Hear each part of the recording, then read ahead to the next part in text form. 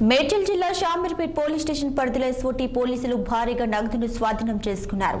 పోలీసులు తెలిపిన వివరాల ప్రకారం ఏటీఎం డిపాజిట్ చేయు సంస్థ సిఎంఎస్ కు చెందిన వాహనంలో క్యూఆర్ కోడ్ లేకుండా నగదును తరలిస్తుండగా సమాచారం అందుకున్న మేడ్చల్ ఎస్ఓటీ పోలీసులు వాహనాన్ని పట్టుకొని క్యూఆర్ కోడ్ లేకుండా తరలిస్తున్న 9.11 లక్షల నగదును సీజ్ చేశారు.